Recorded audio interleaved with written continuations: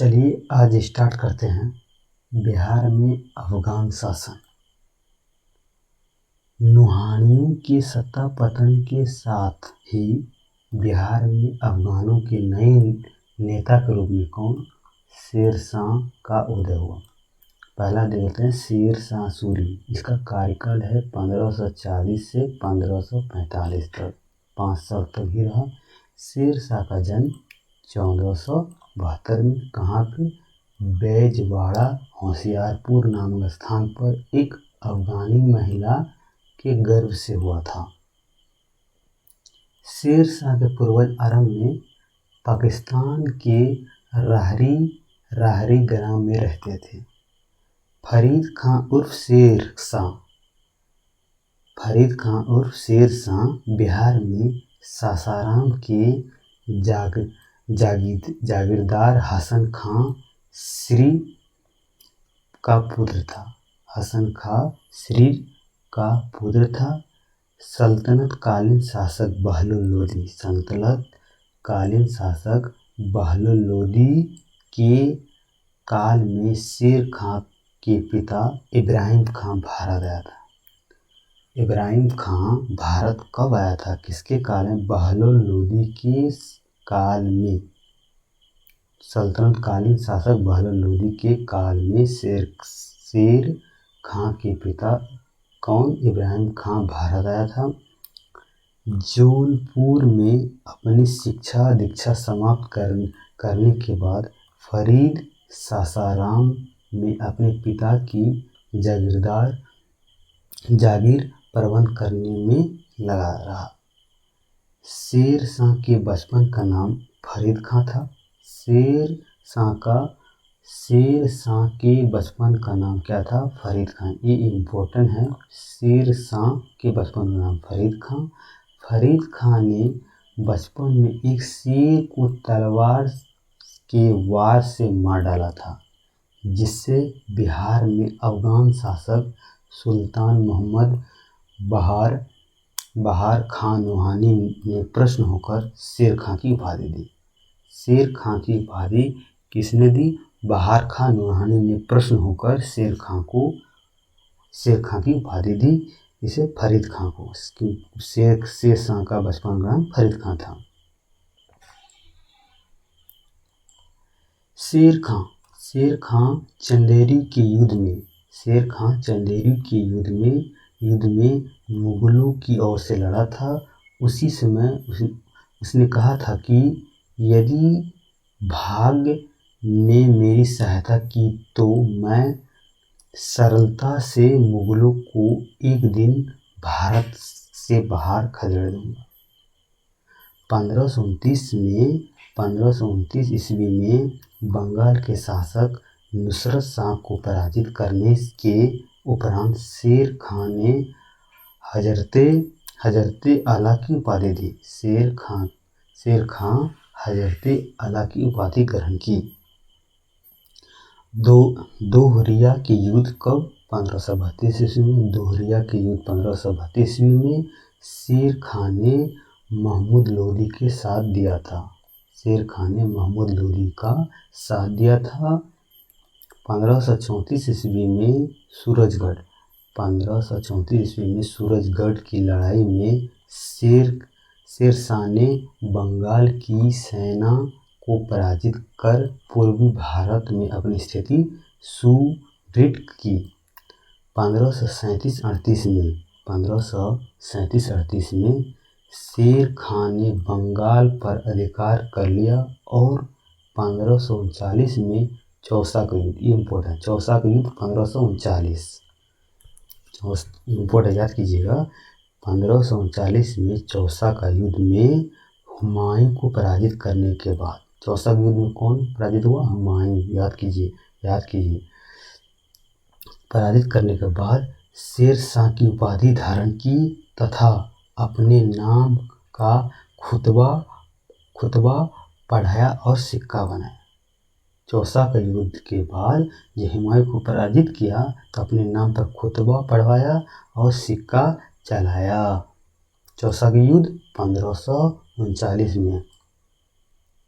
शेर शाह ने 1540 ईस्वी में हुमायूं को बिलग्राम शेर शाह ने 1540 ईस्वी में हुमायूं को बिलग्राम कहाँ है कन्नौज के युद्ध में परास्त कर दिल्ली का सिंहासन पर बैठा। 10 जून 1540 को आगरा में शेर शाह का विविध राज्याभिषेक हुआ। शेर शाह ने 1542 ईस्वी में मालवा पर आक्रमण कर उस पर अधिकार कर दिया। मालवा पर आक्रमण कर उस पर अधिकार कर दिया किसने? शेर शाह। मालवा से लौटने के क्रम में उसने मालवा पर लौटने के क्रम में उसने रणथंभौर पर भी अधिकार कर लिया। रणथंभौर पर भी अधिकार कर लिया। 1543 ईस्वी में शेर शाह ने रायसेन पर आक्रमण कर वहां के राजपूत शासक पूरनमल को विश्वासघात करके मार डाला। इस आक्रमण के दौरान स्त्रियों ने जौहर किया। 1544 ईस्वी में शेरशाह ने मारवाड़ के शासक मालदेव पर आक्रमण किया। 1544 ईस्वी में शेरशाह मालदेव पर आक्रमण कर दिया। इस युद्ध में राजपूत के सरदार जैता और कुंपा ने अत्यंत वीरता का प्रदर्शन किया। शेरशाह ने मारवाड़ के युद्ध के दौरान कहा था कि मैं मुट्ठी भर बाजरे के लिए इस युद्ध में शेरशाह ने कहा कि मैं मुट्ठी भर बाजरे के लिए लगभग हिंदुस्तान का साम्राज्य खो चुका था। किस युद्ध में? मारवाड़ के युद्ध में कहा था शेरशाह ने कि मैं मुट्ठी भर के बाजरे के लिए हिंदुस्तान का साम्राज्य खो चुका था। 1545 ईस्वी में शेरशाह ने कलिंजर पर अपना अंतिम आक्रमण किया। ये थोड़ा इम्पोर्टेंट है कि 1545 ईस्वी में शेरशाह ने कलिंजर पर अपना अंतिम आक्रमण किया, जिसका शासक कीरत सिंह था। कलिंजर अभियान के दौरान जब शेरशाह उक्का नामक आग्नेयास्त्र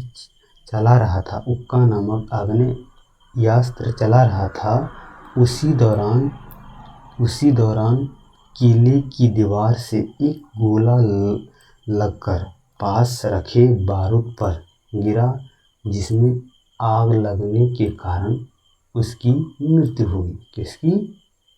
शेरशाह की। 1545 में उसका शेरशाह का कार्यकाल 5 साल था। अब्दुल्ला द्वारा रचित तारीख़-ए दाऊदी के अनुसार शेरशाह ने अपने शासनकाल में पटना में एक दुर्ग की निर्माण कराया तथा इस नगर को 1541 में पुनः बिहार की राजधानी बनाया। फिर से इसको पढ़ लेते हैं। अब्दुल्ला द्वारा रचित तारीख़-ए-दाऊद के अनुसार शेरशाह ने अपने शासनकाल में पटना में एक दुर्ग का निर्माण कराया। इस नगर को 1547 में पुनः बिहार की राजधानी बनाया। बिहार की राजधानी पटना। उत्तर पश्चिम प्रांत में मुगलों की सक्रियता को रोकने के उद्देश्य से शेरशाह ने सिंध पर रोहतासगढ़ नामक किले का निर्माण कराया। किसने कराया? शेरशाह ने। सासाराम से 20 मील दक्षिण पश्चिम में किलेनुमा महल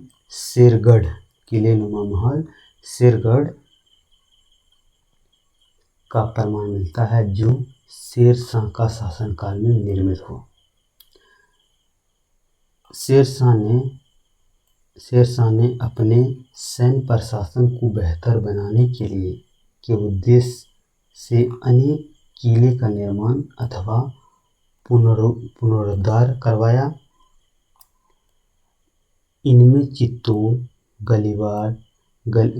ग्वालियर, चुनार एवं बिहार में रोहतास का किला सबसे प्रमुख है। बिहार में रोहतास का किला सबसे प्रमुख है।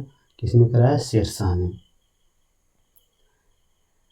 बिहार की राजनीति में विशेष सामरिक महत्व रखने वाले रोहतास किले जीतकर उसका पुनर्निर्माण कराया।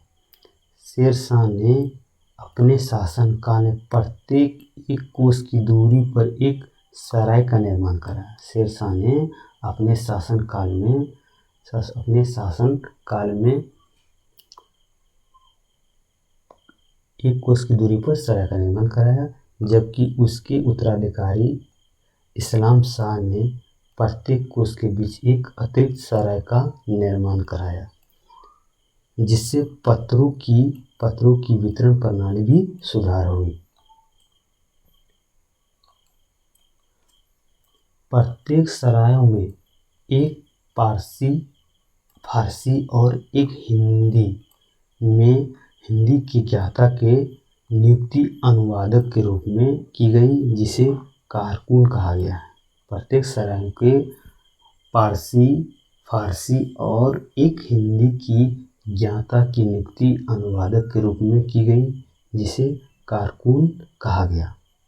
शेर शाह के काल में इमारतों पर लिखने के क्रम में पारसी एवं संस्कृत का प्रयोग किया जाता है। पटना शहर में शेर शाह के द्वारा बनवाई गई एक शेर शाह मस्जिद का निर्माण कराया। शेर शाही मस्जिद का निर्माण कराया। शेर शाह द्वारा कुछ युद्ध लड़े गए प्रमुख युद्ध, इसको पढ़ लेते हैं। शेर शाह द्वारा लड़े गए एक प्रमुख युद्ध, पहला युद्ध है सूरजगढ़ का युद्ध। कब हुआ? 1534। सूरजगढ़ का युद्ध कब हुआ? 1534। उसका परिणाम सूरजगढ़ की लड़ाई। शेर शाह ने बंगाल को पराजित किया। चौसा का युद्ध, ये इम्पोर्टेंट है। चौसा का युद्ध कब हुआ? 1539। याद रखिएगा, चौसा का युद्ध 1539 में कहाँ पे?